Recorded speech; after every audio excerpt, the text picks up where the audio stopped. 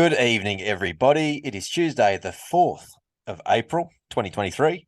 You're back for yet another episode of the Tiger Town podcast with your hosts, Toby and Zac. And we've got a guest appearance coming later on the show. So a little bit later, I should say, we've got a little bit to get to through this evening. Obviously, there is plenty going on in and around the world of this excellent club, this well-established club, this high-flying club at the moment. But I better greet and welcome my co-star on the other side. Toby, how are you this evening, mate? Yeah, mate, I'm all right. Look, sun is shining, the birds are chirping. Life could be worse. That's weird because it's 8:30 at night. It's sun is shining somewhere, birds are chirping somewhere. That's a good point. Got to be happy with Yeah. that. Yeah, just not in the MacArthur region at the moment. No. Actually, that's a lie. The juniors are going pretty well, so we shouldn't say that. Look, at the end of the day, it's not the end of the world. There we go. I'm going to repeat myself. It's deflating. It's very deflating. But I promise you I'd try to put a happy spin on this and not bring the pod down but within the first 10 seconds. So I'm going to keep trying to be positive. Who knows? Yeah, maybe that's good. I get there.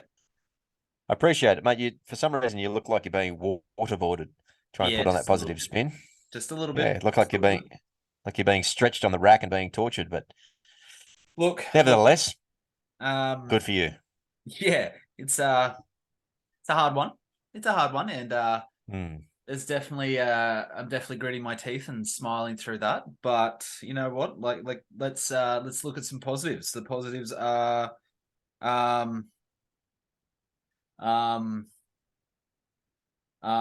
Any time. Yeah. I'm trying. Today, Junior. Pasco's hair isn't shit anymore.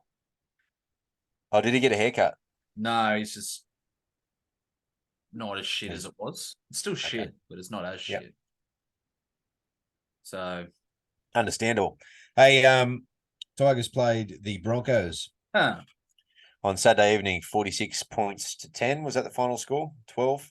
42 to 10? 46-10. 46-10, was it? 46-10. Despite the fact that Canberra Raiders got beaten by over 50 points, or got beaten 53 points to something by Penrith, evidently they haven't been as bandied about from pillar to post as what the Tigers have. And I guess there's context behind that. Fair enough.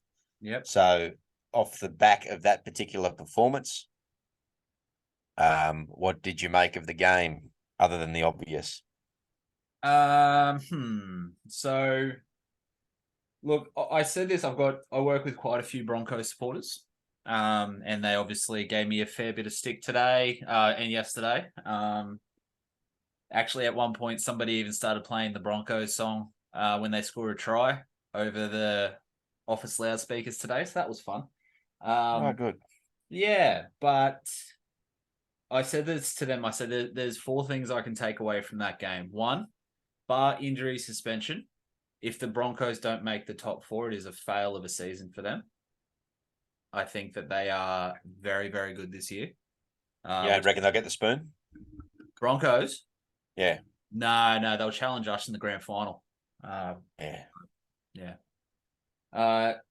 2, I can't believe Chris Sutton still refs the Broncos games. I can definitely take that away. 3, I think that everyone talks about, how much of an impact Reece Walsh is having and Adam Reynolds is having, but Payne Haas for me is just another level, and he's the reason that they are going as well as they are. Notice I'm not saying anything good about the Tigers because there was nothing good to talk about. And 4 was just the fact that we have an absolute clown for a CEO. Absolute clown. Like, there's not much else that can be said. Not much else that can be said. People are calling for his head. Fans don't like him. Fans wanted him gone for 18 months. And he comes out and publicly says, I'm not stepping down. That just sounds like an arrogant prick to me. Like, you think about all the, like, do you come out and you see like Nick Politis having anything to do with kicking the ball to people and all that shit? Pascoe just looks like he's a bloke that could never play football, so he decided to be a CEO of a football club and never wants to leave. That's the way it looks like to me. It's the same reason that, you know, a lot of people go straight into teaching. They just never want to leave school. So yeah, I can't comment on that. I don't know what you're talking about, but the game on the weekend was hard to watch. Like have been many games in the last what I don't want to say since 2011, but particularly in the last microcosm of the post-Madge tenure, there's been quite a few that have been hard to watch. I think the hard thing when it came to the Broncos game is the way in which things just seem to happen against us. And what I mean by that is we actually went reasonably well toe for toe with them for the first, I want to say 15 minutes, even 20 minutes. yeah, I'd say so. Where, yeah. And that being said, they did score in the first 10 minutes, but what I'm looking for in those types of games against big opposition is, are we making the meters? Yes, we were making the meters sufficient. Our sets, we were getting over the 40-meter line on our sets, quite often up to the 50, if not beyond on the longer sets early days in that game.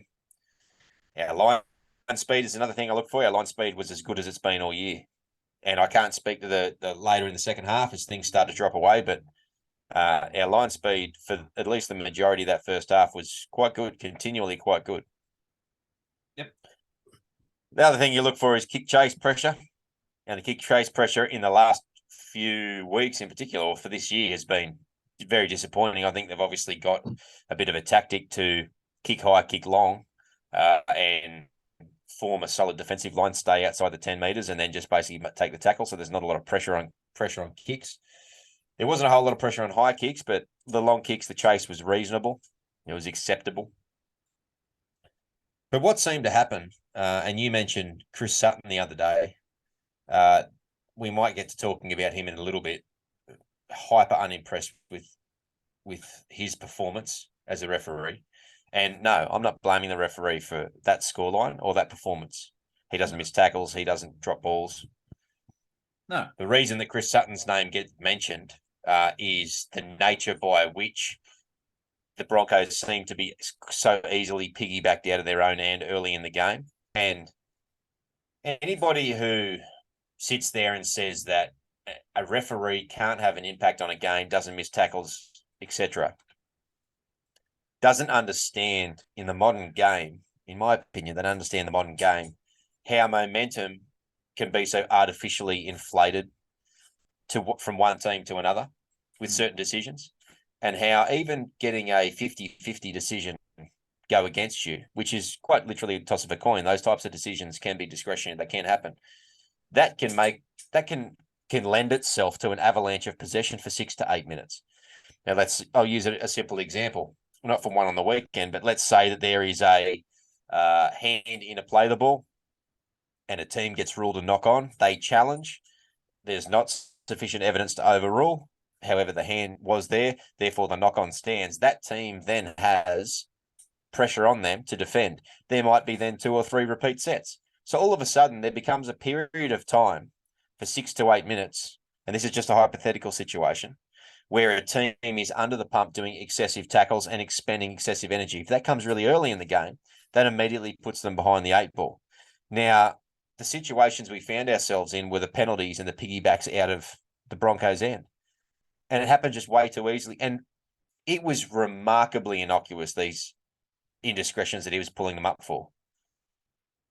To the tune of looking for stuff that the Broncos were doing in the ruck, We got 2 penalties all game. There may have been a third late in the game, but there was basically 2 all game, if not 2 completely all game. The first one was because they had an accidental offside. And the second one was, I think from memory, a high tackle. Or it might have been inside the 10. It was one of the 2, which was a forced penalty. It wasn't a discretionary penalty. It wasn't a penalty that they gave in a ruck where they could have let it go, or they could have turned a blind eye to it. So, and that second penalty itself was deep into the second half. So the only penalty we got for the first, I'm going to say 50, 60 minutes was because the Broncos accidentally picked up the ball and it was an accidental offside, or was deemed offside because he picked up a ball when it was knocked on. So it wasn't even an in-play penalty. It was a penalty that was forced upon the referee. I think we got 1-6 again. They got 4. And it was all coming out of their own end. Yep. Some were penalties, some were 6 agains. And it just happened and happened and happened.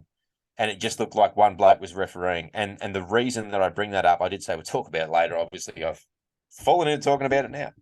The reason I bring that up is because, again, it happened so early. And from the get-go, it put us behind the 8 ball.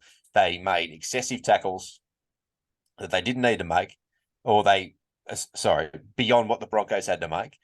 And again, as has been the case in every game this year, they were chasing their tail. The Broncos were good enough, God bless them, to take every opportunity they possibly had, including another intercept. How many intercepts has that been against our team this year? I think there's been one every single game. Like, fair dinkum. Oh, it's outrageous. And then you take someone like, you combine that with Dewey's positional play and defense, which was, to say it was non-existent would be the understatement of the year. And then bang, just like that. He was swatting flies. We're in a giant hole, and I personally got to the end of that first half, 28-0, and put me before the firing squad now, because I did not believe we were playing that bad as a team.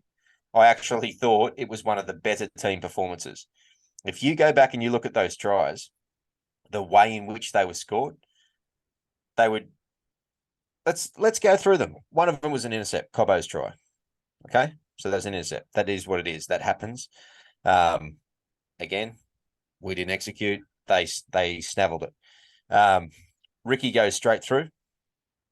Dewey fails to cover, or at least put his body on the line. Yeah. Second Ricky try was the kick through. Yep. Off a grubber. Dewey nowhere to be seen. The other try off a grubber. Capewell goes through. Fullback nowhere to be seen. What did I say on the pod last week that Adam Reynolds was going to do? Oh, it's going to test him. You knew it was going to happen because Adam Reynolds is one of the smartest halfbacks in the game at the moment. Yeah, it's not like I was a visionary to see that. And, we both spoke about it. Yep. But they just picked him apart like it was under 8s. It was woeful. And again, it's so frustrating because the line speed was there. They were getting the meters in attack. And what do we do at the other end? We kick a ball dead. We kick an easy kick through. Did we get stuck on the last again or something like that? Probably. One of the kicks, I think, got trapped and scrapped and they picked it up. It was the same stuff again. But I actually thought at halftime that the team had played better. We'd run into a white-hot team that executed on every play. The other one was the Payne Haas one with Dewey's attempted tackle on the line, where he basically just gave him a chest bump and then let him run over the top of him. It's and who have we waxed unlyrical about in the last several weeks about being the major decision makers and the major arbiters of how the team goes in the playmaking positions? It's been Dewey, Brooks, Dewey. So it's Brooks this week. So who are the halves this week that Tim Sheens has picked? Brooks and Dewey. Not Wakeham, the bloke who didn't make mistakes that caused tries. Well, he kicked one dead, so that wasn't his best performance. But it's just this is far beyond the last thing that boggles the mind on tonight's pod, because we're going to get to some of the other absolute pearlers that have popped up in the last couple of days. But my takeaway from that game is we actually didn't play that badly in a team sense. We still can't attack and we still can't execute, but the team was doing team things relatively well. It was once again an individual or a couple of individual mistakes where the other team, once again, were good enough to capitalise on what they were. That being said, Brisbane still made a lot of errors, but a lot of that did come in the second half, I think, where they started playing a little bit of Harlem Globetrotter stuff. Yeah. Yep. No, they were. That first half was probably the most complete football, I guess, complete performance from any football team this year. They took all the chances they had. They played us around the park. They were controlled. They were tough in defense. And then, I guess kicking game was perfection. Like they didn't kick one dead. They all pulled up perfectly on the turf in the in goal for their run through. Yep. They didn't get any crook bounces. They didn't. So once again, I think that not enough respect has been paid to the opposition because it's just the shit on the Tigers. But rightly so. Some of the efforts that we had were below par, to say the least. So here's the thing that I am not understanding. Sheens has come out and said, I'm not scared to make the tough decisions. I'm not scared to do this, not scared to do that. Surely this is the very last chance for Brooks. Surely this is it. Like you sit there and you say, you're not going to drop a $1 million $1 million a season player. Broncos have the balls to do it with Milford. You don't play well, you don't bloody make the squad. Why can't we have those balls? Why can't we just sit there and say, we're not winning games anyway? Who gives a shit? You're not playing well. See you later.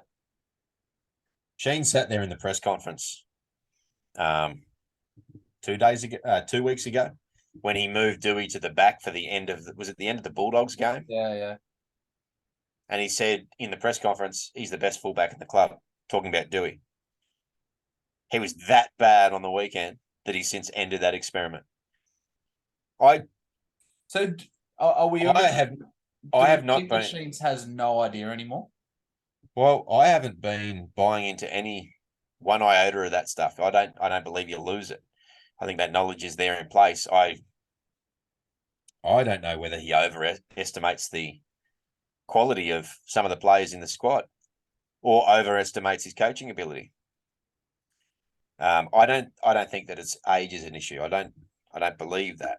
Simply the fact that Wayne Bennett's still doing it, and there's a couple of others in their 60s that are doing it. So I don't think that the age per se is the thing. A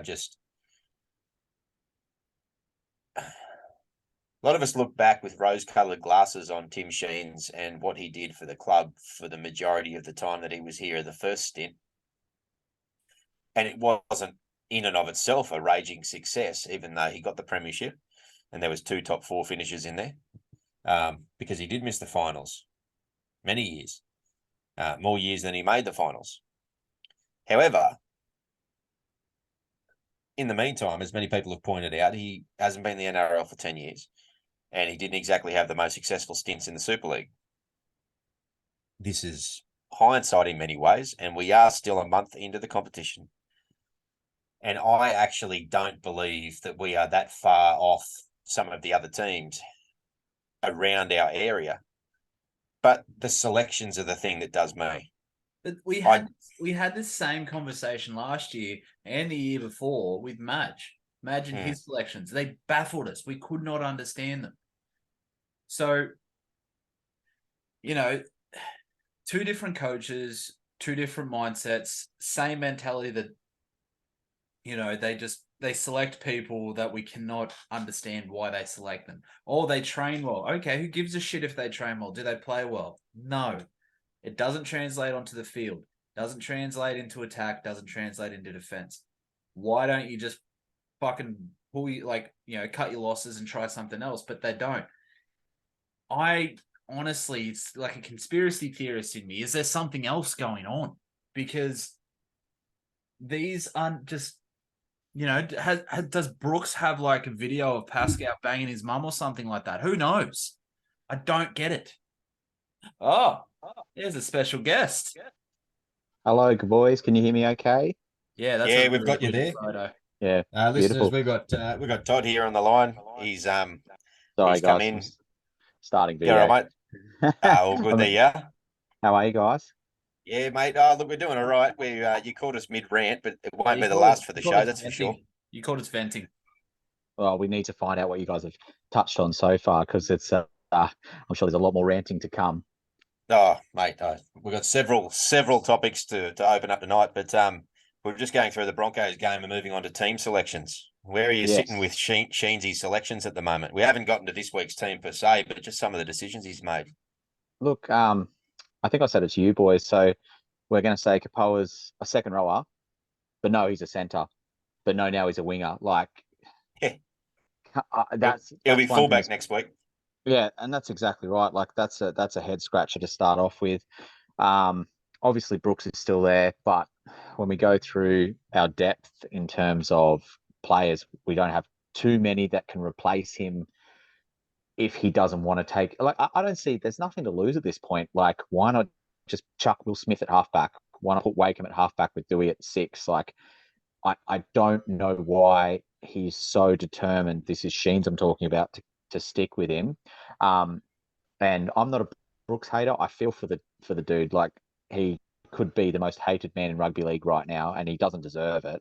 He's just not living up to his expectations and You needs to haven't been move listening on. to the pod recently, then, because I'm clearly a Brooks hater now. Oh, I know you're a Brooks hater. um, but Turned.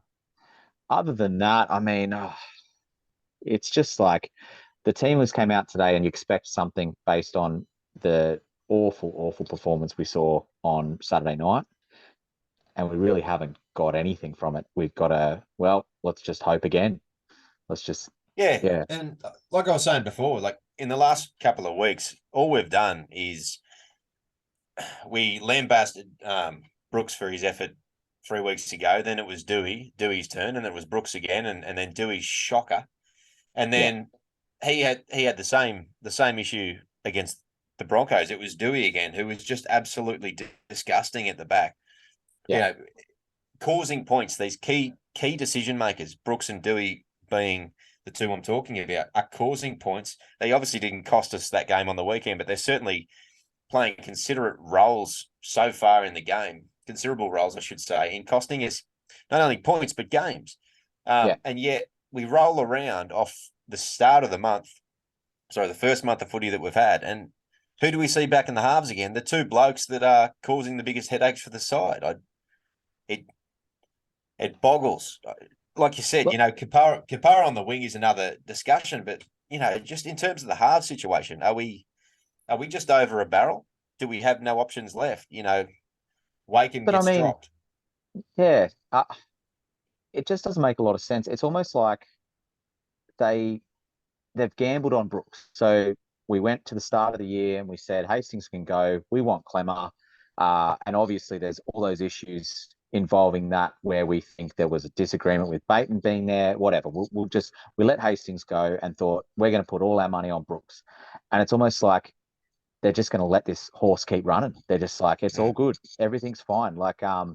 And it's okay to admit that this bloke's not playing well. Yes, he's on a lot of money. Yes, he's our starting halfback and our best halfback, which is really sad to say.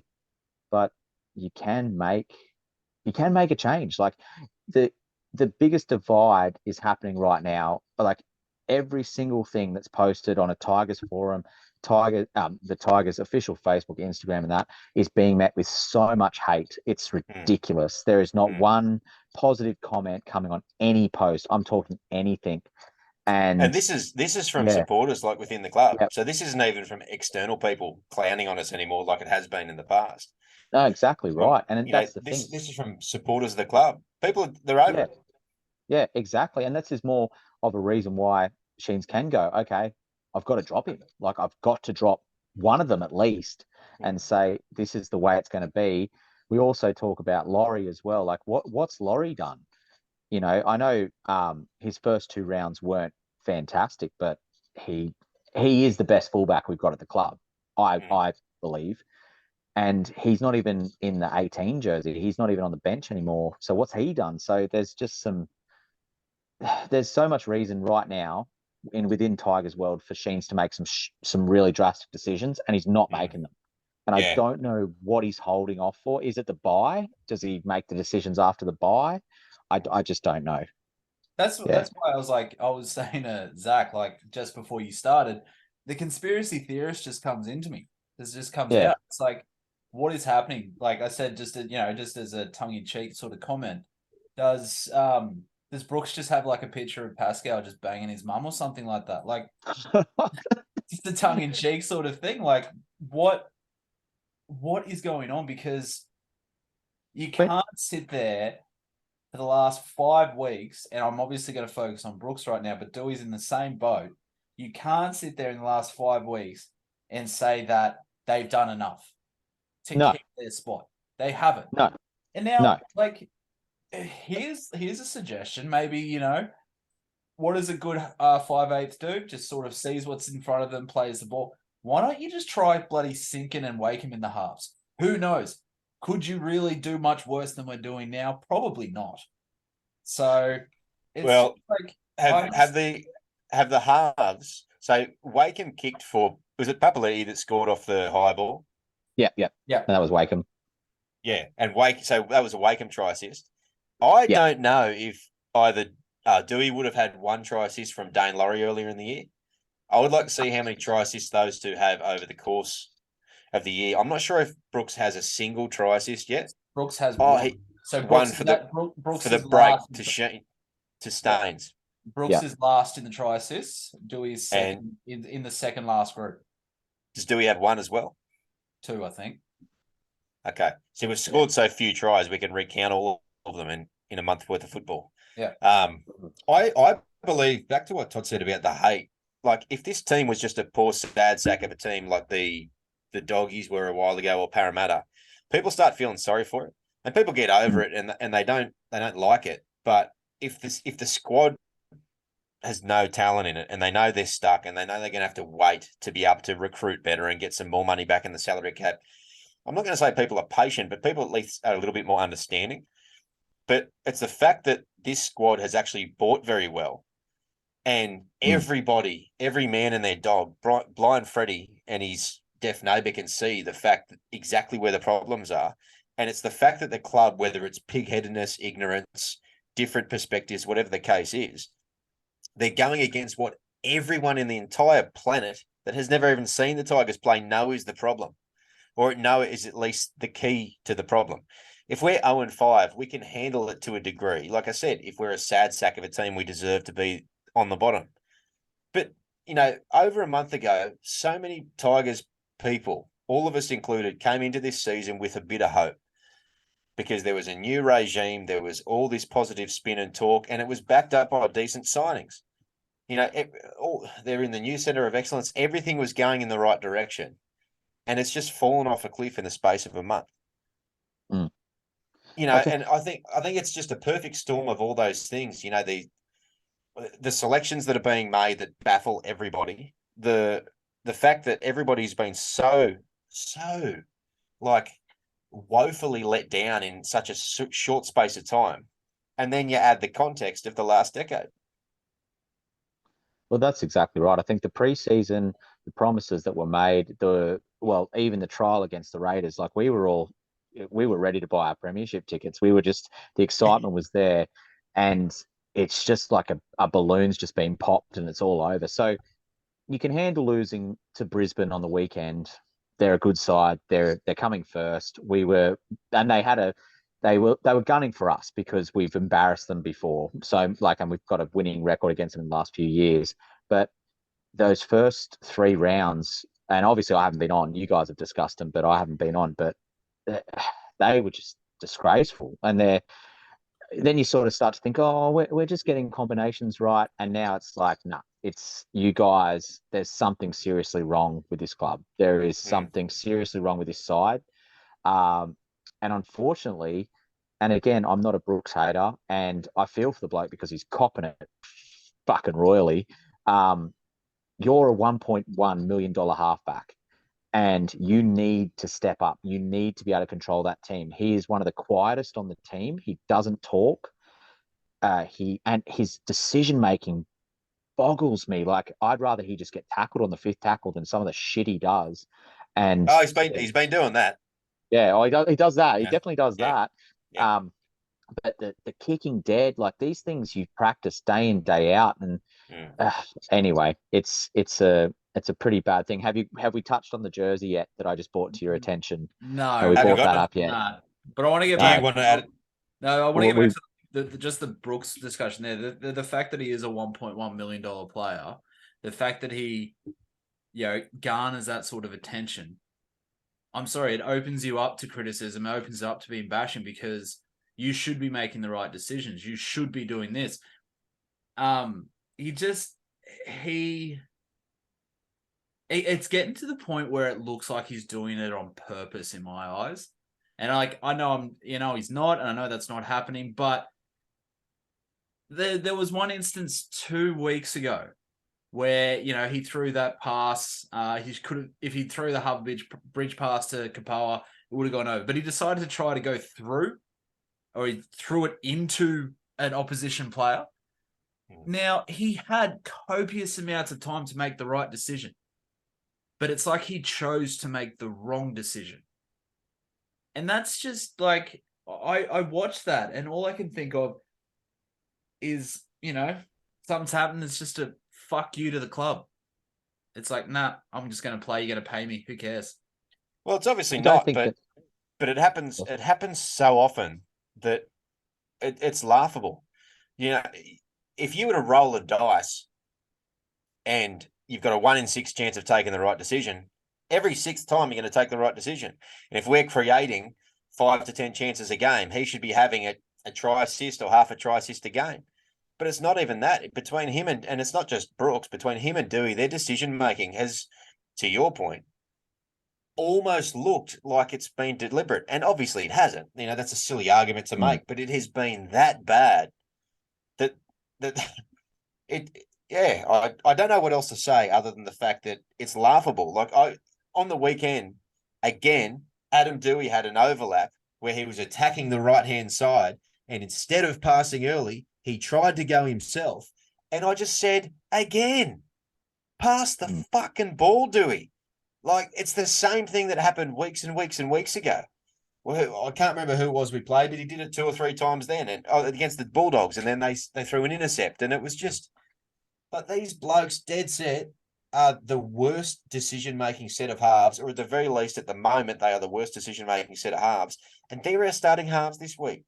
It's not like they've been our starting halves for the first 5 weeks and they've just kept them and they're saying we're just going to continue to trust them and hopefully we get some connections. They've chopped and changed and come back to it. How do you sit down looking at the game at Brisbane on the weekend in the video session and go, you know what? Brooks and Dewey are the answer. That's the most embarrassing part about it, isn't it? Like when the knee-jerk reaction to put, and knee-jerk's a bad word because they were so bad, but to put Wakeham in start and move Dewey to fullback. So you've got, how many people have we heard on rugby league media that know the game talk about Dewey is not a 6. He's not a fullback, he's a centre. And they say it and they say it and they say it and they harp on about it. And so we lose our centre on the weekend. Naden goes down sick. That to me was a perfect opportunity to go, right, Dewey's in there. He's going to play centre. Obviously, we didn't have Laurie. I thought Laurie was 18th man. He wasn't. And Laurie had slopped back in. But they for some reason think that these two have something that they're just holding back from us. I know you guys said, it's almost laughable, like they do it on purpose. I think both of their confidence is absolutely fucked. They both have no confidence. It would actually do them good to be dropped to reserves, to just feel that, love of football again, get some timing right, get some things right in a slower paced game.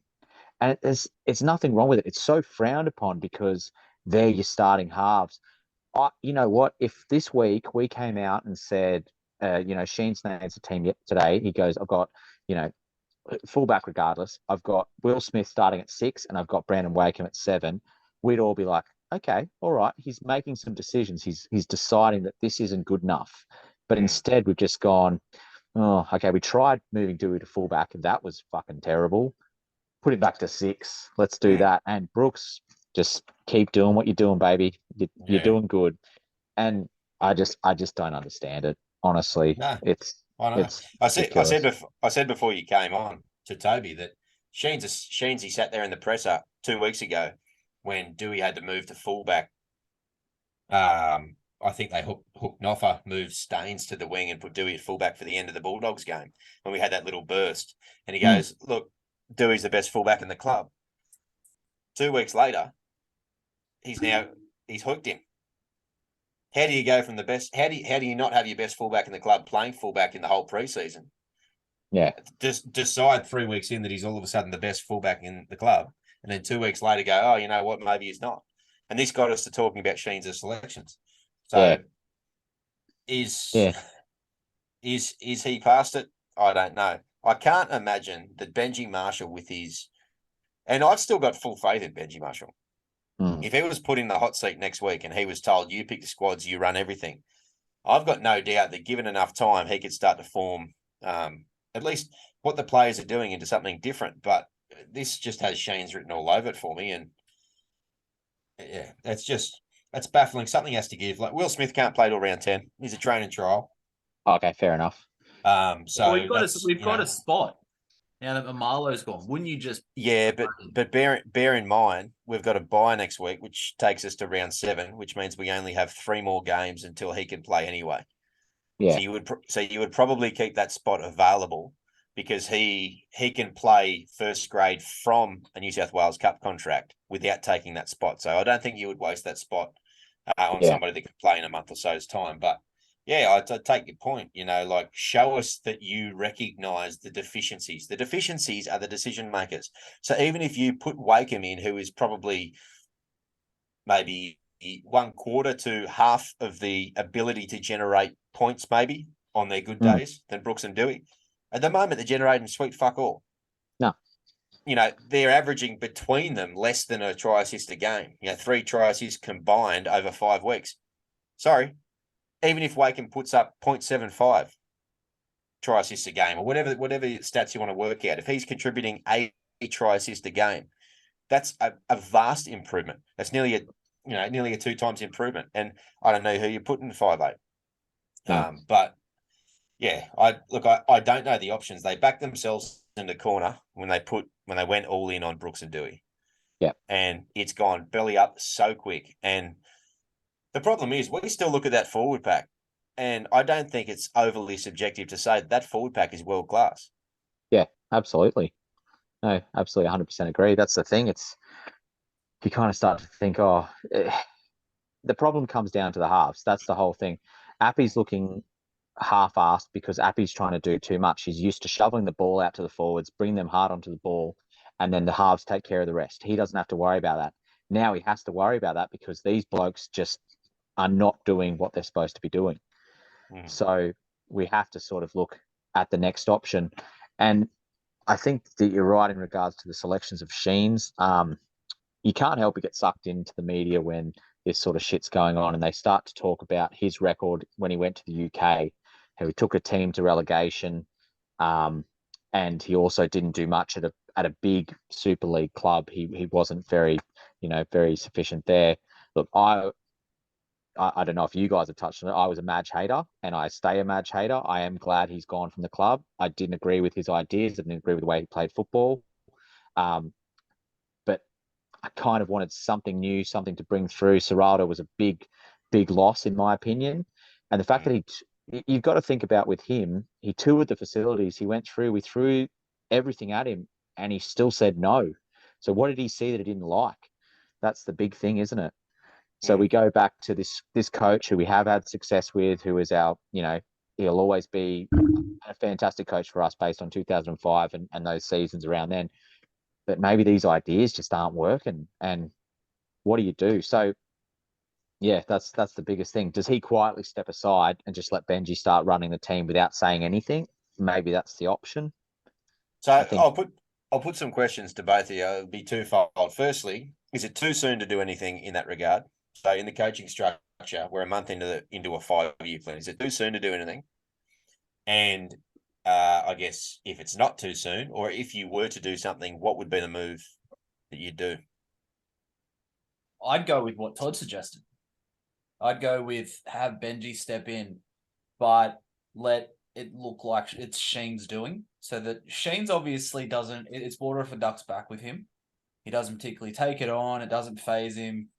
Bloke's made of cement when it comes to that shit. So if things don't go the way that he wants straight away, he can more than happy just take it and say, look, this is what we chose. This is what we did. And, there's every possibility that might be happening already. Who knows? Benji might be making quite a few calls. Who knows? But I'd do that. I personally can't see Benji making too many calls already. Like, he is a rookie coach, and we're a month into his first year as an assistant coach. Rookie coaches make a lot of mistakes. What's been happening recently? A lot of mistakes. Yeah, but rookie coaches, as in like rookie head coaches. He's a rookie assistant coach. He's a month into his assistant coaching career.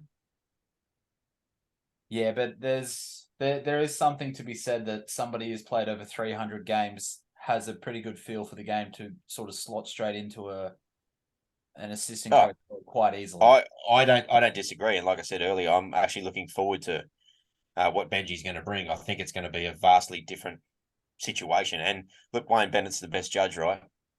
And he's got big raps on Benji post-career. So I don't have a problem with Benji whatsoever. I don't believe that Sheens would be taking too much from Benji at the moment, or he would be calling too many shots. I believe he'd have a decent say, particularly with roster. But I think Sheens is there for a reason. To fuck everything up? Wasn't intended to go that way. I think that I don't believe Benji's doing anything in that regard just yet. I think this is pure Sheens. This does seem like a few selections, a few way that it's gone. The fact that he's backing his halfback to the very end, this is very Sheens' way of doing things. You kind of have to look at where do we go from here. So if we beat Parramatta on the weekend, then we got the bye. And let's face it, Parramatta haven't been great either. It could very well happen. We beat Parramatta on the weekend. They're on one win, aren't they? Absolutely, yeah. Well, we beat them and beat them reasonably well. Then we get the bye. We will jump 2 spots instantly. We'll go across the Raiders as long as they don't beat the Broncos, and we'll obviously go across Parramatta. But if we're 0-10, you kind of have to make that move from there. So the easiest thing to do is we're backed so far into a corner with the fact that Sheens has appointed himself coach, and obviously the 2 assistants with Robbie and Benji, that we're stuck with them. So Sheens has to stay the face, and Benji, well, not so much Robbie, but Benji has to make the decisions. And that's going to be the only way forward if we continue on the path we're going. I believe that solely the decisions at the moment are Sheens. They just appear to be very Sheens-like, and maybe he has lost you it. sit there and you say that it's very Sheens-like to stick with his halves. But if you remember like 2008, 2009, he was chopping and changing halves left, right, and centre. You had John Morris, you had Benji, you had Molson. Louis came in every once in a while. He was chopping and changing. He wasn't sitting there sticking solid. He was trying to find a way to win. We know you have a look at his half combinations this year, though. Yeah, but he hasn't moved Brooks. He was trialing everything at halfback. He was trialing everything he could. He's effectively when he bought back when Benji was the world-class 5'8" that we remember him for. This was back then. You don't move a world-class 5'8" into the halfback, but he was doing everything he could to try to find a way to win. Yeah, the context on that, though, remember, was that Scott Prince left, and he could never replace Scott Prince. And so he kept trying to find someone to replace him. And I think he actually found Molson, and I think Molson would have been good, except the fact he kept getting injured. Yeah, I agree. I think that made a big impact as well. I think he's made his bed. Like, the second he sent Hastings off and got rid of, like, why you wouldn't have re-signed Jock Madden? Like, seriously, if you don't get rid of two of your effectively 4 halves in a squad in one season, they got Wakeham a week before the season starts, but they have chopped and changed around a fair bit already. And even though Brooks had the 7 on his back when those 2 games that Wakeham played, Wakeham was the halfback. Yeah. Brooks was clearly playing 5'8", even if he didn't have the same number on his back. So, yeah, we're all a bit of a loss. So if you're listening to this and wonder why there's some momentary pauses, we're trying to gather our thoughts, because I think we're all simultaneously, we've got a lot going on in our the Tiger portion of our brain, but we've also trying to sort of ratify and organise it all into a coherent thought pattern. Todd, you mentioned before about something you brought to our attention. I'd actually seen it a little bit earlier in the day, but it's a good one. Do you want to? Because I don't know if the story will be out yet, but I'm sure it will be it'll sooner be rather than dropping later. soon. So, look, we've talked about Tigers on the field not doing so great. Off the field, we haven't been doing too badly. I've loved our jersey designs recently and stuff like that. So the Anzac jersey has dropped for this year. It actually looks really good. Looks great. Until you zoom in on the troops, and they are American troops. So on the Anzac jersey, the Australian New Zealand Army jersey that we wear every year, we have American troops. Not only that, it's a stock image that you can find on Google stock. Images, and they've removed the watermark off it. Like, who the fuck? Like, so we're the laughing stock of the league right now, and then you've got I'm someone laughing. pulling that shit. Like, that's unforgivable. Someone should lose their job for that, because I cannot believe that, everyone's searching for a positive. Did you read the article about No, that? I only saw the photo. The article was apparently they reached out to Tigers officials about this, and they are happy with it because they collaborated with the local army base in Sydney. Straight away, that calls bullshit. There is absolutely no way that a local army base or anyone within the Australian Army would approve that and not have somebody within an Australian representative on that jersey. So they're making shit up for being an absolute basket case, not just on the field, but off the field as well. This is the one thing as well that pisses me off more than anything in terms of on field, off field. No one at that club is admitting fault. No one puts their hand up and says, things are fucked, guys. We understand. We're trying our best to fix it. Like that, everyone just pushes this blame, whether it's Sheens, whether it's anyone, I'm going to stick by my team, even though we're shit, acknowledge that the buy is going to beat us. It's like no one at that club currently takes responsibility for anything. No, didn't you hear? No, that's incorrect. Sorry, Todd. Oh. Pascoe did an interview with Buzz earlier in the week, and Pascoe said, "I take full responsibility.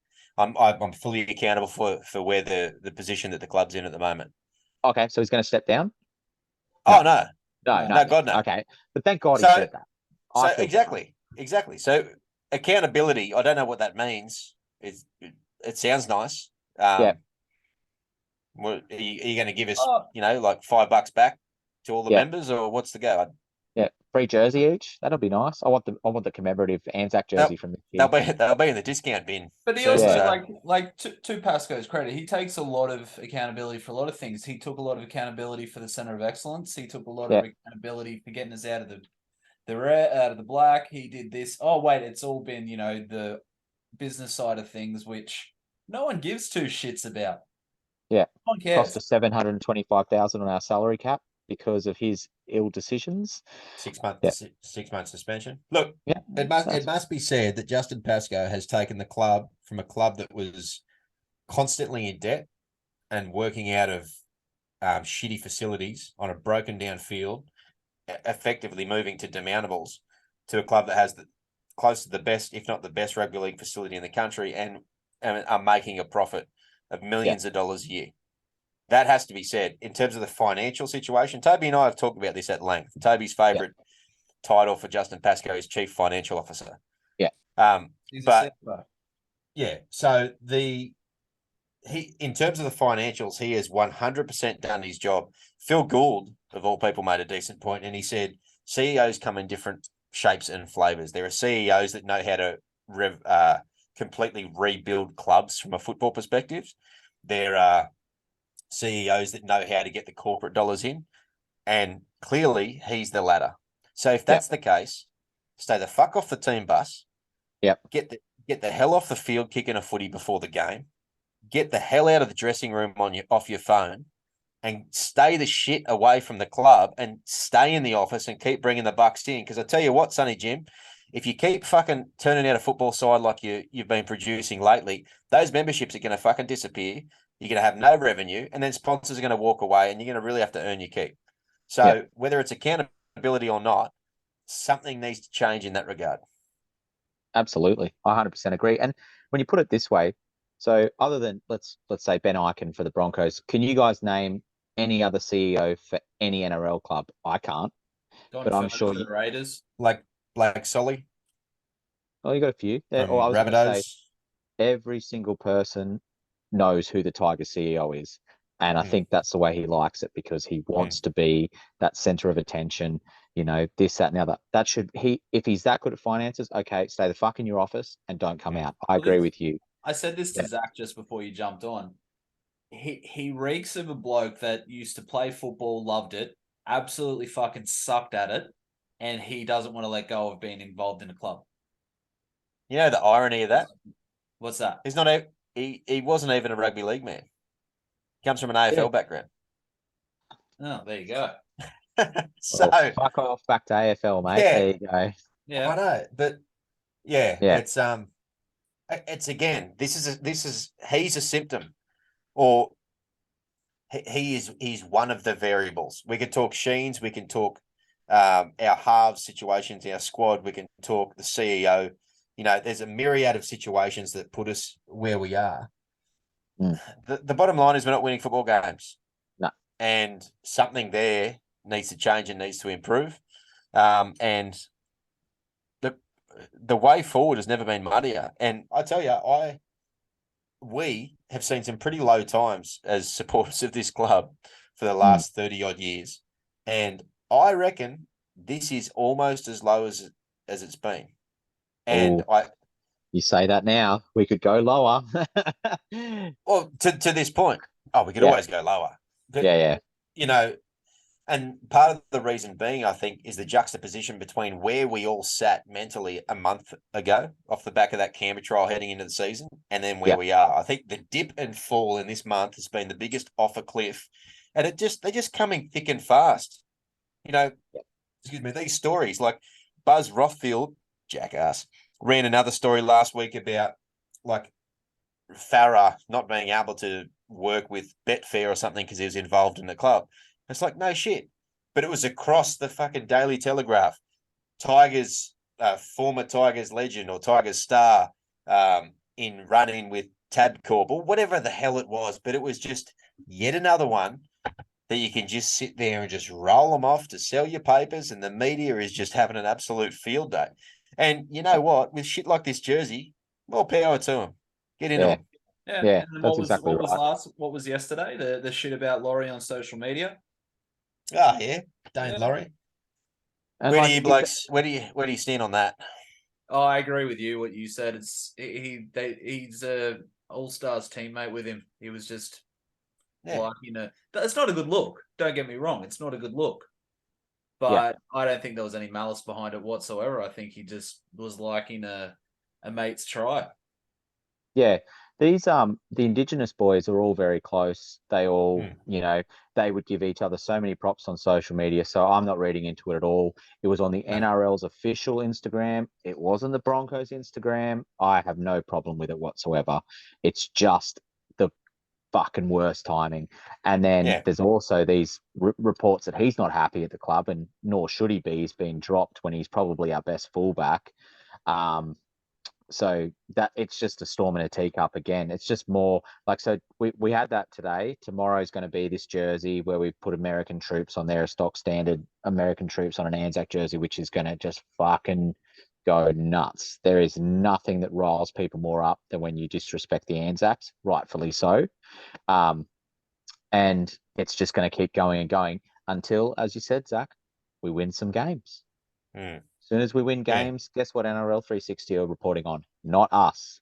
Canberra. They'll move on to the next basket case, and then they'll suddenly start finding things in Canberra's system. They'll start talking about how Jack Whiten doesn't get on with Ricky Stewart, and then they'll talk about how the players' wives are having a go at each other, and everyone's a weak-gutted dog, and all sorts of bits and pieces. They'll find it. They find it where they want to find it. Absolutely. And so, as you said, we're selling papers at the moment. We're a basket case. Got issues like this coming on, and the only way to stop this shit is to win games, and that's all we can do. But can we do this with these current 6 and 7? don't think so. Hmm. There's not going to be is there a switch that's going to flick and they both go, that's how you fucking play halfback. Oh, that's how you play 5'8". We've got it. We figured it out finally. No, Yeah. it's not going to happen. Nope. Sheens had the perfect opportunity after that dog shit performance to drop one of them, if not both of them, and every single Tiger supporter would have supported him 100%. And we could cop a loss against Parramatta. We could go, oh, well, at least he's fucking doing something. But he didn't. He just went, you know what? It didn't work in round 1, 2, and 3. I reckon it'll work in round 6. We got it. So, yeah. Yeah, I know. And the fact that he's been shuffling them around to try to accommodate them, like just moving Yeah. Dewey around and pushing everybody else out of the way to make Yeah. him fit. It just, why? Yeah. What has Adam Dewey and Luke Brooks ever done to warrant any of it? Like a whole lot of nothing. Well, you go origin wise, would you have either of them in the top 5?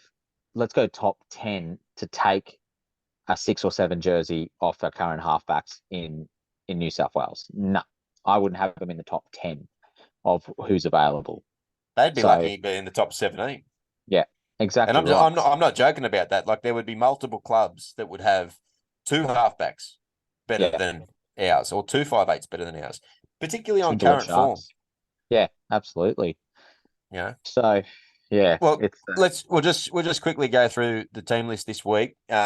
We've been ranting for a little while now, and we should probably get to what's coming up on Monday. So we've got Charlie Staines at fullback, Asu Kapoa and Junior Tupou on the wings, Naden and Toa in the centres. We've got Dewey at 6, Brooks at 7. We've discussed that ad nauseum. Steph Toikomanu comes back into the starting side. We've got him and Clemmer up front with Api Coruscant at hooker. Papali'i and Bateman, the second rowers, and Pole locks the scrum. That forward pack essentially is basically unchanged from what we've seen in the last few weeks, so it's good to see some consistency there. Jake in 14, Jake Simpkin, that is. 12, Offahan Gowie and Sean Bloor complete the bench. Matamua is the 18th man. Seafarth, Wakeham, Natakora, and Dane Laurie in 22 are the extended reserves. Once more, outside of the halves, there's a couple of little head scratches there. What do you boys particularly note? And what's the thought process behind it, do you think? Fucked if I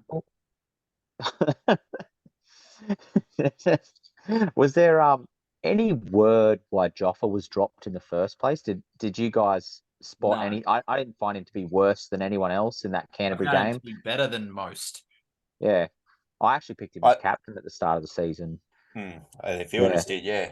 I think Yeah. he just was a bit of a scapegoat for a couple of the performances. I don't know whether a couple of individual efforts weren't quite there. And you could understand that. He has shown that at times in the past, but he's also Yeah. shown that he puts in. He was our players or clubman of the year last year. So Yeah. by all reports, his stats in reserve grade were pretty darn good. So I think he went back, didn't kick stones, and got stuck in. So that's a good thing to see. So he didn't do enough. Good to know. No, didn't do enough. Charlie Staines at the back. What do you guys like about Charlie Staines at the back? He's got gut. Puts his Yeah, body he's on. I think he's tough as nails. Probably lacks a bit of the flashiness that maybe a Laurie has. I'm not even going to put Dewey at.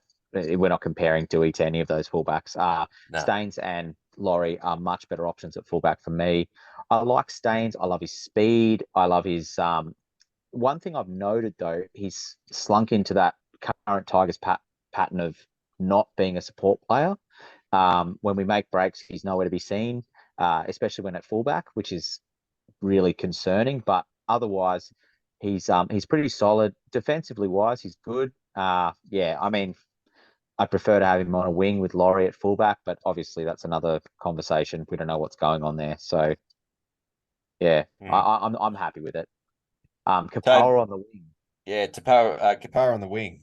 Toby, what do you think of that one? Absolutely mind-baffling. I think you and I both have mentioned on this at least the last 3 weeks. He has been one of our best, especially in the centers or the second row.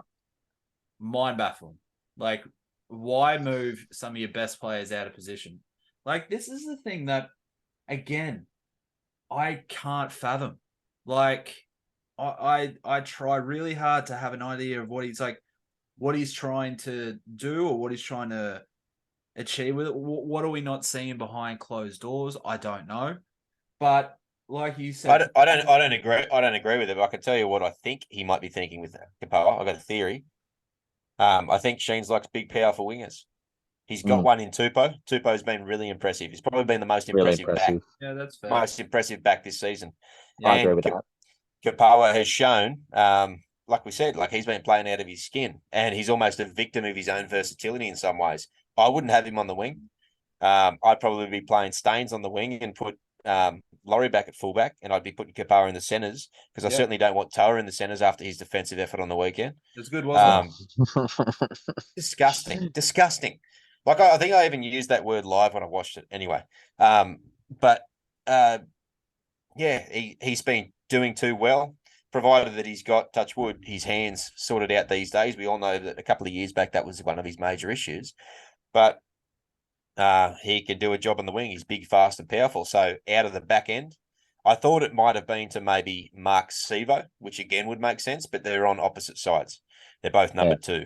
So it's not obviously that, but yeah, maybe he's looking to see if a big, powerful winger is a spot he could hold as his own. Don't forget, mind you, we've now got a surplus in the second row, so his requirement to fill that spot is not as important as it was earlier in the year when we didn't have Bateman and Blore was out. So yeah, I don't agree with it, but I think maybe from that point of view, it's understandable.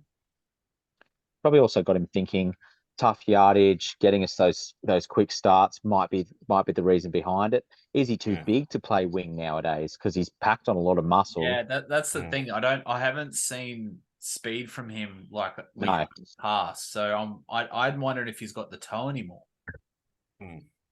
So I have to say though, I have definitely been impressed with him. One of the shining lights. There's a few in the side that you can say are playing well, and he's one of them. Which I think bar the fullback position, I was pretty comfortable with how the rest of the back five looked prior to this change. I thought that we had found our centre pairing. Both Zach, you and I mentioned this on the last pod, that we believe that Asu and Naden were a pretty decent centre pairing that were both finals worthy.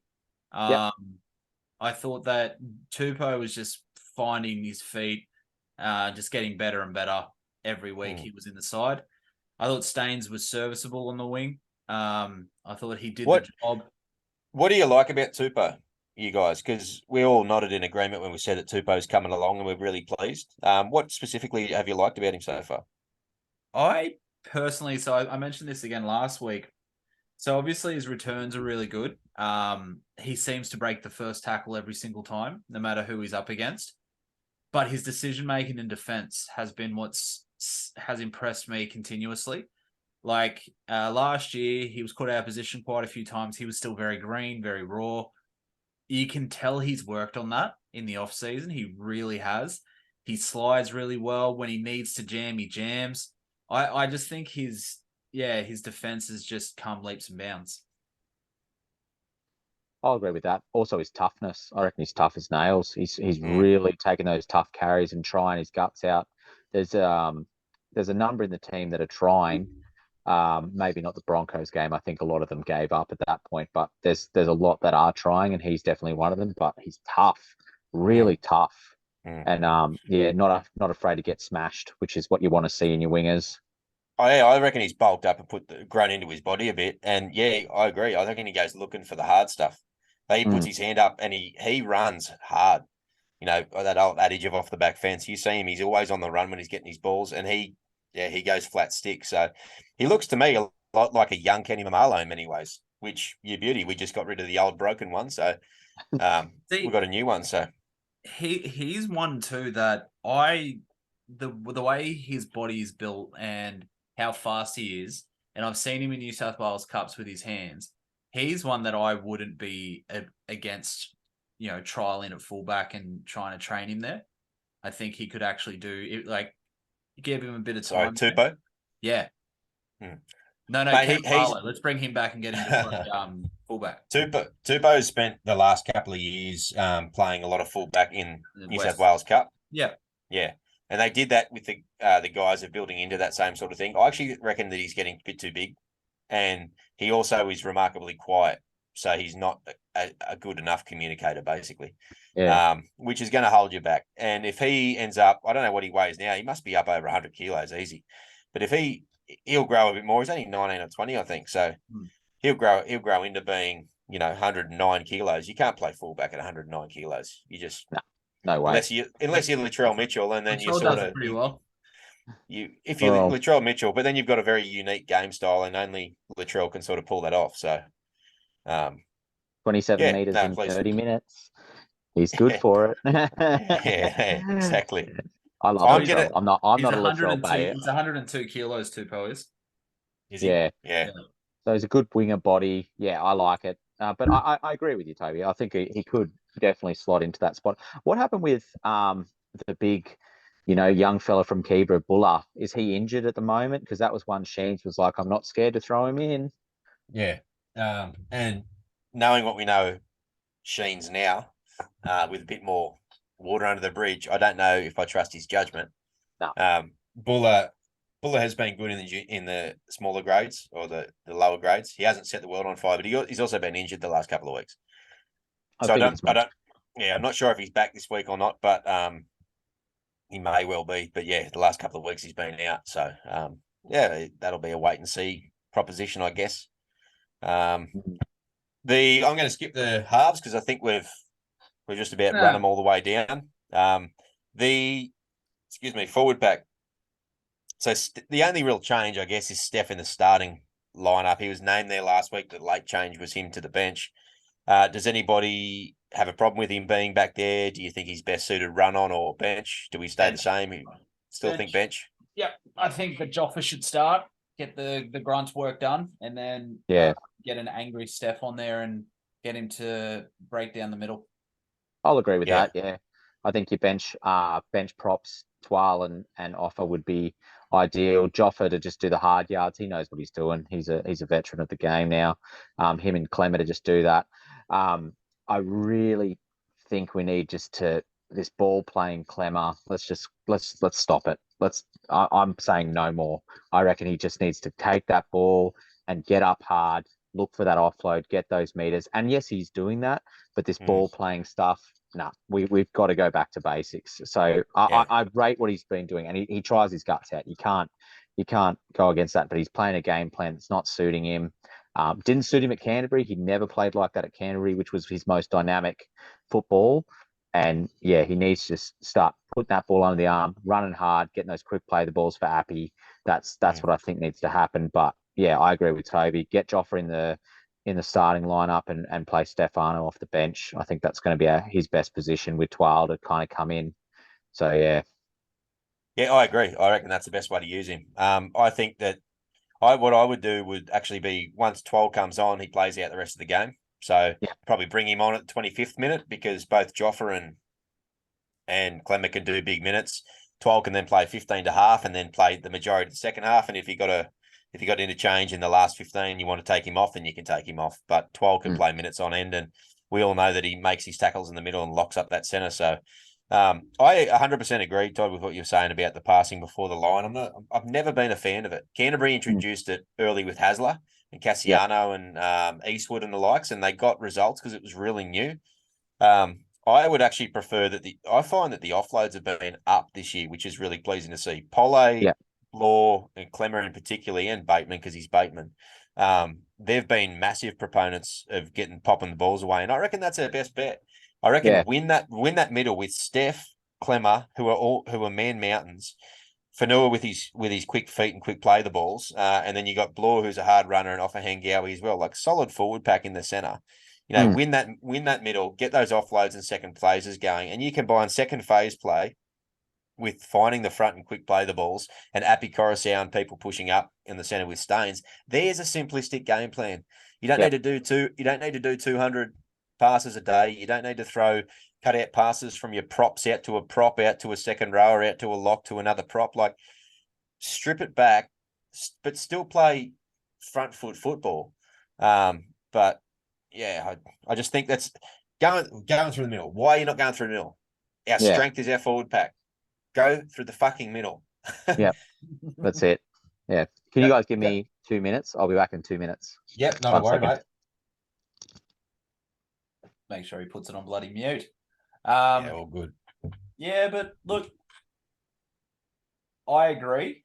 I think Clem has played his best footy when he just tries to find his front, get to his feet, and move forward. When it comes to the offloads, I think the perfect example of how that is the modern day football was actually the Broncos game. If you watched how many times Carrigan offloaded the ball, which actually got them within position to score, if not score the net on that play itself, that just destroyed us. And that's what we were doing against the Raiders. Like, you remember, you said this exact phrase. You're like, it worked this week. Some weeks it's not going to work. But we've stopped doing that. It's so frustrating to watch. And yeah, they played a different style of football than they played against the Raiders. And we pumped the Raiders 30 something whatever, and then they've got into the season proper and they're playing different football. Looks completely different. And then this is why, like, maybe, again, another conspiracy theory, maybe they're just doing the old rope-a-dope, like I said, mentioned a couple of weeks ago. Maybe they're just playing like shit to flick the switch and then just turn everything on its head because no one expects it. Sorry, boys. I reckon you've been all good. I reckon you've been spending too much time on Reddit, Toby. You need to get off the conspiracy theory page. Mate, that's all we did during the pandemic, wasn't it? You and your flat earthers. Yeah. No, I couldn't agree more. And look, what did I talk about last week when I broke down the Melbourne tries? You know, we spoke about Brooks and I hammered Brooks for defensive decisions. And what was the one thing I said that he didn't do that led directly to tries? He didn't lock up the ball carrying arm and it led to 2 tries. Yep. It was offloads that got Melbourne at least 2 of their tries last week in what effectively was the difference in the end of the game. You know, offloads are something we're doing well, but go all in on that and get your busy forward pushing over the advantage line players like Appy and Staines and Brooks for that matter, get them pushing up constantly and use that as the basis for what you're doing. Then just learn to build pressure, be better with your kicks, be better with your options at the end of your sets, simplify it all a little bit, and you will score points. There's enough talent in this team to score points. Like I refuse to believe that this squad that's sitting here right in front of us as I scroll through my screen now can't score points. Last year, the team that we had last year at certain points scored tries, many more tries than what this team is. I think what were you going to say, Toby? You go. Watch back to the highlights of that Broncos game, and so many of their tries were caused by our stupid mistakes and stupid decisions with this erratic play. And you guys have touched on it, and we've spoken about it in depth, is we have not earned the right to play this kind of football yet. We can't do it. It's not working. What do you do when something's not working? Billy Slater touched on it on the Sunday Footy Show. He said, I think the point question was put to him, you're in charge of the Tigers of tomorrow. What are you doing? And he said, I'm simplifying everything. I'm going to put them out there and I'm going to say, I want completed sets, no penalties. When that starts, then we can start throwing that ball around. And I know Madge, that was one of his big focuses, and he spoke about it a lot. It never happened. The amount of times you'd have 4 in the tackle, the penalty would come, and you're like, great, we're already on the back foot. We need to just stop giving them an advantage and start playing some simple football to get to the point where we can go, fuck it, let's just go crazy. The offloads are working, but they have to be smart offloads. The amount of stupid ones that are coming when, blokes are falling and just throwing these fucking nothing balls for no reason. Like, it's just anyway. Yeah, yes. I could keep going. No, we all agree and we all empathize with the way that you're reacting to it. Yeah. It's very, very, like, the thing that frustrates me is, to somebody like all three of us, probably the best armchair footballers you've ever met in your life. We can analyze shit and we can do this and we can do that. Granted, we've never played NRL, we can't do that. But in saying that, this is very straightforward stuff. This is very, very much fucking under 8 stuff. Really. This is stripped it back to the bare minimum. Learn the basics first. Like, you're not a superstar. No one there has the right to be a superstar. Learn the basics, and then you can play off the back of that. When you guys, sorry, I was going to say, when we talk about the Canberra trial, and we shouldn't keep harping on about it, it was just a trial, but I don't recall anything being that flashy. I don't recall us doing anything. We won and won convincingly and looked great. but it was just simple play. I can't understand how they don't see it, how they just slap them in the face. Like, this Mm, shit ain't working, bro. mm. Let's do something about it. No. But yeah. Sorry, boys. Rightio. Well, let's get to the game. 4 p.m. on Monday, Easter Monday, the annual clash. It's always a good clash, particularly if it's a competitive game. And last year was an absolute rip snorter. I think I cried. I think there was Yeah, that yeah, I remember that. dead set. There was that much built up, pent up emotion and sadness around it. And funnily enough, it seemed remarkably similar this year. Just this Yeah, big I know. outpouring of emotion. It was only a couple of tears, mind you, but look, Oh, it let was it not so be good. said that I don't cry for my club. Yeah. So 4 p.m. playing. I get confused the names of these stadiums. To be honest, it's now called a core stadium, is it? Yep. Okay, So the Rabbitohs home ground, ANZ Stadium, Oh, so we're effectively. not playing at Bank West this year. we're not at Bankwest. Thank God. Yeah. Ah, Thank God. there So you there go. might be a balance of supporters. Maybe you have to see how we go. Yep. So, Uh, gentlemen, I might bend. I normally say to Toby that how do we see the game playing out? What do we have to do to win, or is it just everything we've already touched on? How do we beat this mob? Parramatta aren't Keep it flying that. simple. Yeah, they're not playing amazing football, and they're looking pretty sloppy at times. They get Sean Lane back, which is big for them, but also at the same time he hasn't played football in 6 weeks.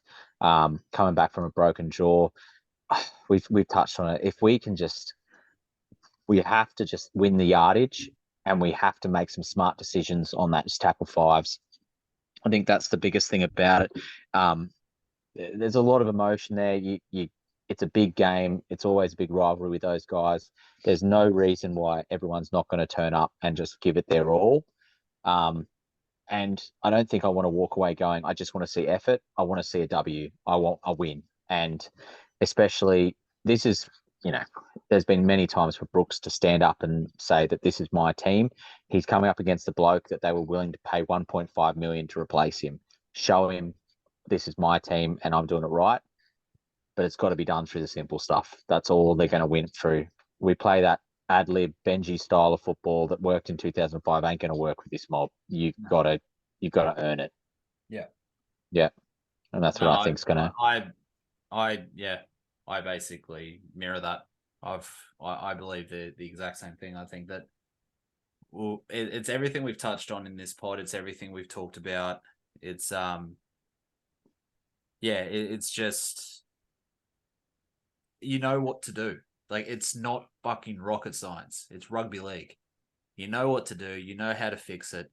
Just do it. That's it. Everyone knows the reason. Here's the thing: the reason that Melbourne have been so successful over the years for the last 2 decades is because everyone in that team knows their role. That's it.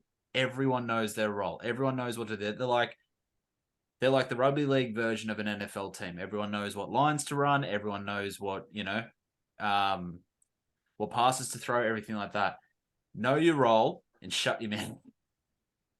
Sorry, just thought I'd put that little pun in. Parramatta strike me as a very effortful team, very effort based team. Mm. So everything they put, everything they do, sorry, they barely leave anything out on the field. They'll run hard, they'll chase hard, they'll do all the 1%ers. So they're not going to beat themselves by getting complacent or lazy. They don't strike me as that sort of team. I don't Absolutely think not. I don't think they're the most gifted team across the park, but they've certainly got massive threats there. But I think that they're a pretty damn gritty team, and I think last year there was a lot to like about them in terms of their march towards the grand final, because it was built upon that hard, tough football. And I think Campbell Gillard and the likes, Junior Paulo mostly, but obviously Wiramu Greg's in with him being suspended. Those blokes have been really dominating up front. And I think you go a long way to shutting down Parramatta if you can cut down Regan Campbell Gillard. I actually genuinely, having watched a couple of the games of theirs this year, think that he's their Jared Warrior-Hargreaves. And in many ways, he's a bit of a yardstick for how they are going in terms of their ability to play front foot football. So we've got a forward pack that most definitely match it with them. I don't know that we have a single prop that can go with Campbell Gillard, but they certainly Clemmer and Atuikamanu, if he mans up, can match him. But then it's what everyone else does off the back of it. Polo needs to be coming hard. Papali'i needs to be coming hard against his former club. We need people racing out of the line. We need shots. We need pats on the back. If we're going to get these guys, I think we need to get on top of them mentally early. Personally, if we get behind, it's going to be the same old head drop, Yeah. same old problem. We Chasing their cannot. tails, poor decisions. I don't even think we can let 6 points in. It has to be we're the first ones to score, and we probably need to pile on maybe 12 points before we can start to.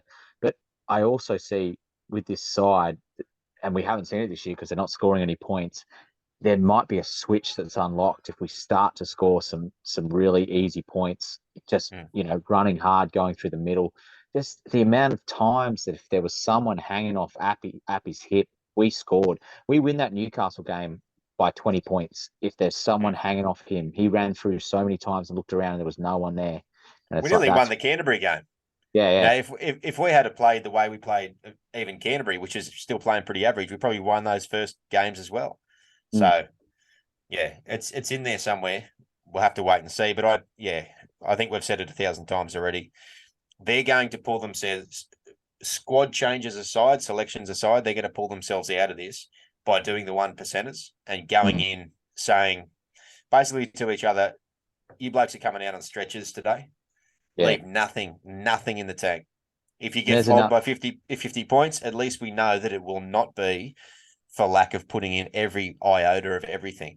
Get in their face, play like the result means something to you, and be out there to change the game. That's what I'd be saying to each and every one of the forwards individually. I'd say you go out there today and do one thing that changes the game, whether it's a monster hit, whether it's a strip, whether it's a massive chase from marker to get someone around the legs in an unexpected tackle or a second effort, whether it's Clemmer racing across to swat a grubber dead because he was the only person that, whatever it is, that's what I'd be doing.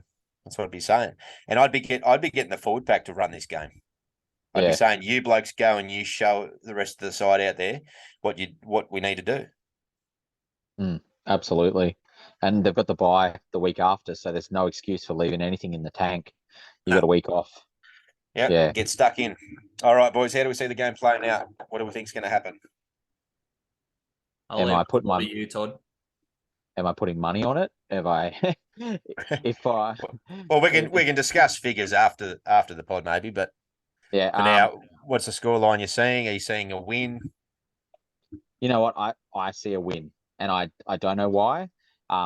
Against the Broncos, I didn't see a win. Against Canterbury, against Newcastle and the Gold Coast, I thought we were going to win. But anyway, Storm Broncos, no. But I reckon we win, and I think it's going to be another classic. I'm going to go Tigers.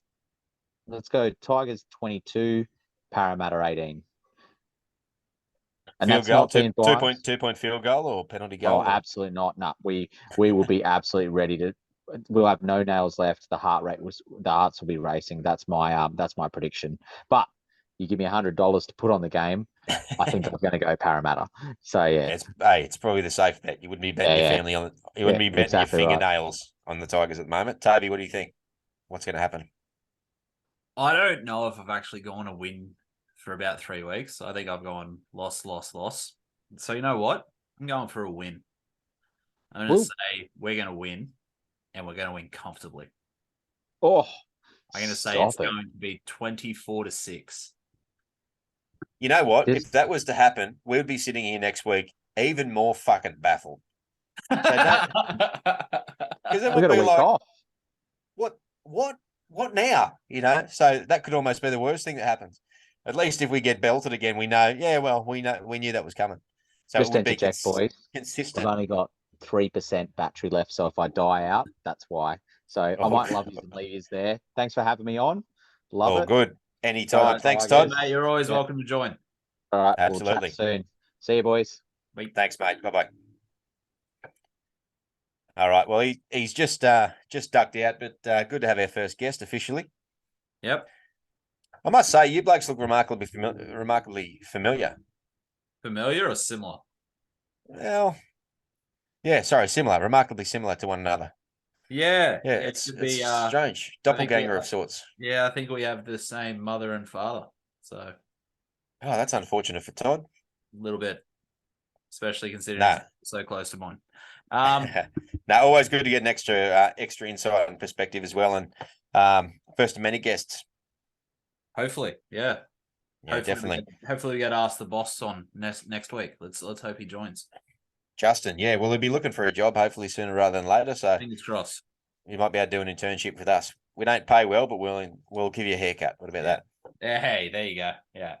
A bold prediction, my friend, for the weekend. Lots of chocolate. Bold prediction. You know what? I'm gonna say 12 won't get a try this week. If he scores, fair dinkum, you're banned. I'm gonna say that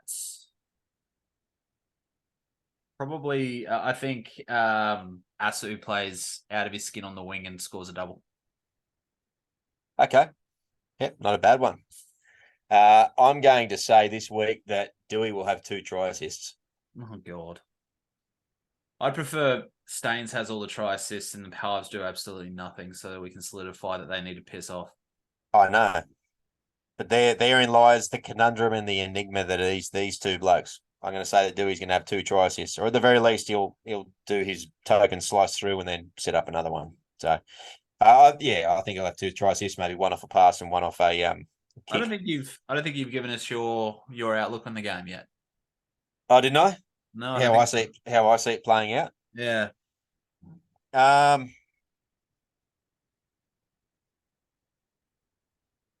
I'm going to see it playing out exactly the same as all the other matches so far. So we're gonna lose. Yep. And we're gonna lose because of shit. I reckon they're going to be too good to it for us. I reckon we're going to concede points early. I reckon we'll be chasing our tails the whole game. And I reckon we'll have an improved second half. So I reckon it'll be respectable in the end of the day. It won't be like the Brisbane game. I think it'll be a little bit more like the Melbourne game. Final score, 28-16. 5 tries to 3. Yep. I hope I'm wrong, but I see it playing out that way, and it'll be much more of the same. A few more wasted opportunities. So yeah, look, remarkably, I am looking forward to the game, and I think it's because it is the Easter Monday spectacle. And I think I got a soft spot for Parramatta, given that my old man is a diehard Para fan. So there's something in this game, I think, for me. And then we get probably a much needed bit of respite for a couple of weeks. Yeah, I think all of us need it, and then we'll be able to reset again with Penrith, and then maybe Penrith Manly Dragons or something. I think we've got coming up after that. So at least in that next month, we'll have some teams that, I guess, at least on paper, won't look like they're going to belt us off the park, but we'll have to wait and see. As always, mate, always like to thank, or not thank, but I'd like to plug the podcasts in and around the Tiger stratosphere that do it better than us. That's the Westlife, I better say Tiger Town podcast. We don't do it better than ourselves. It's the Westlife podcast and the West Tigers podcast. Both of those titles there. If you look on Spotify or YouTube, or just even into the Google machine, you'll find those blokes. They do it better than us. They are a fantastic listen. Get around them. Let them know who sent you, the boys from Tiger Town. Other than that, Facebook, YouTube, guys know where to find us. We're on Spotify. We're not on Apple Podcasts. I had somebody ask me that during the week. So our IT man and our IT department might have to have a look in that. But we're trying to get to all 4 corners of the globe and the IT sphere as best we can, eh? Look, we'll see how we go. Eh? Marathon pod tonight, my friend, but I think it was probably justified. I don't know about you. I really liked having the third perspective in Todd, and I think we had some good conversations. So hopefully everybody on the other end of the headphones there, you enjoyed the podcast this week. Give us a bit of feedback on it. It has been a bit of longer form, but, lots to talk about. A lot to talk about, yeah. So look, hopefully next week we've actually got a little bit less to talk about, but hopefully one of those things is a win. Maybe a little bit less of the off-field stuff, eh? Yeah, fingers crossed that the media outlets leave us alone for a week. Ladies and gentlemen, it's been Tiger Town Podcast for yet another episode, reviewing round 5, and we've been previewing round 6. Thanks for tuning in again. Happy Easter. If you celebrate it this coming week, make sure you get plenty of chocolate. If you're out of town, make sure you give your directions to the Easter Bunny so they can find you and the kidlets. And as always, mate, Go the West Tigers. Go the Tigers.